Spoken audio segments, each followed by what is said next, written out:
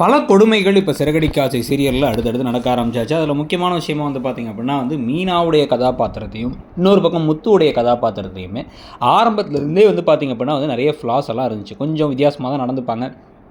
மீனா தான் குடும்பத்துக்காக ரொம்ப பாசமாக இருப்பாங்கிறது கூட பரவாயில்ல. ஆனால் முத்து வந்து பார்த்திங்கன்னா கொஞ்சம் மூர்க்கத்தனமாக நடந்துப்பார்.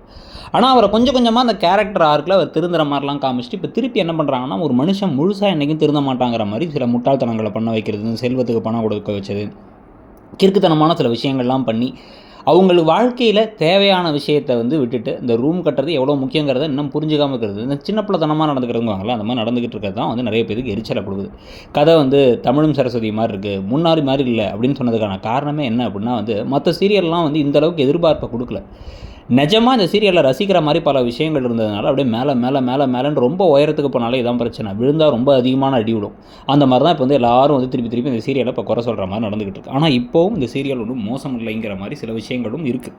பல கதைகள் களங்கள் இதில் இருக்குது. மற்ற சீரியல்லாம் என்ன கதைனே தெரியாமல் எதுக்கு இந்த கதை என்ன ஓடுது அப்படிங்கிற மாதிரி நிறைய சீரியல் இருக்குது. அந்த மாதிரி உங்களுக்கு தெரிஞ்ச ஒரு 3-4 சீரியலை சொல்லுங்கள். எந்த சேனலாக இருந்தாலும் பரவாயில்ல, இந்த சீரியல்லாம் ஏன் ஓடுது அப்படிங்கிறத பற்றி கீழே கொடுத்தா கமெண்ட் செக்ஷனில் அதுக்கு ஒரு டிஸ்கஷனும் தொடங்கலாம்னு வச்சுக்கோங்க. ஆனால் அப்படிலாம் இல்லாமல் சிறகடிக்க ஆசை சீரியலில் நிஜமாகவே மல்டிப்புளான கதைக்களங்கள் இருக்குது. ரோகிணி மாற்றதாகட்டும், ரோகிணி விவகாரத்தில் 4-5 கதை இருக்குது. இந்த பக்கம் இந்த ஜீவாத்தில் தான் பணத்தை வாங்கியிருக்காருன்னு இவருக்கு ஒரு கதை இருக்குது, ரவிக்கு ஒரு கதை இருக்குது, சத்யா விவகாரத்தை வச்சு இப்போ ஒரு கதை வந்துக்கிட்டு இருக்குது, இந்த கிறிஷை தத்தெடுக்கிறது, இவங்களுக்கு ஒரு ரூம் கட்டுறதுன்னு மெயின் ஸ்டோரி லைன்லேயே கொஞ்சம் கொஞ்சம் டிஃப்ரென்சஸ் கொடுத்து பல விஷயங்கள் ஓடிக்கிட்டு இருக்குது.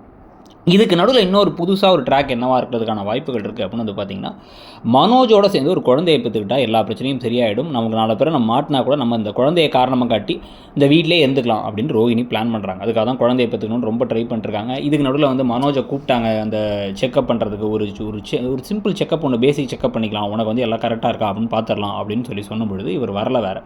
ஆனால் அந்த சமயத்தில் இப்போ இந்த சீதா அந்த 2வது குழந்தைக்காக இவங்க அந்த ஹாஸ்பிட்டலுக்கு வந்தாங்கிறத பார்த்து சொன்னதுனால வேறு வழி இல்லாமல் ஏற்கனவே குழந்தை ஃபார்ம் ஆகி கலைஞ்சிருச்சு அப்படின்னு ஒரு பொய்யை சொன்னாங்க ரோகிணி. அது பார்த்திங்க அப்படின்னா மனோஜுக்கு சாதகமாகி, மனோஜ் அப்படின்னா எனக்கு பிரச்சனை இல்லைன்னு தான் அர்த்தம், நீ கர்ப்பமாக இருக்கனா நான் கரெக்டாக இருக்கேன்னு தான் அர்த்தம் அப்படிங்கிற மாதிரி அவர் சொல்லிட்டார்.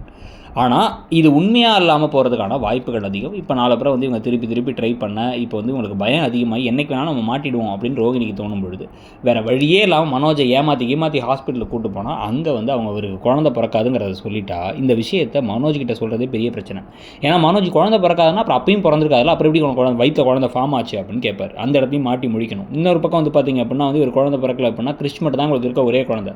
கிறிஷ் அந்த வீட்டு கூட்டம் தான் ஆகணும். இப்போ அவங்க அம்மாவுக்கு ஏதாச்சும் ஒன்று கிடக்க ஒன்று ஆயிடுச்சுன்னா வேறு வழியே இல்லாமல் இப்போ முத்து மீனாவை தத்தெடுக்க வைக்கணும் அப்படின்னு மல்டிபிள் ட்ராக்ஸ் இந்த கதையில் பெண்டிங்கில் இருக்குது. இந்த கதையில் ஆனால் அடுத்து என்ன நடக்க போகுதுங்கிறத பார்க்கலாம். கூடவே நீங்கள் மனோஜ் ஒரு வேளை குழந்தை பிறக்க முடியாதுன்னு ஒரு இடம் அதை பற்றி உங்கள் கருத்து என்னங்கிறதையும் சொல்லுங்கள். இந்த சீரியல் இப்போ எப்படி இருக்குங்கிறதையும் சொல்லுங்கள். தேங்க்யூ.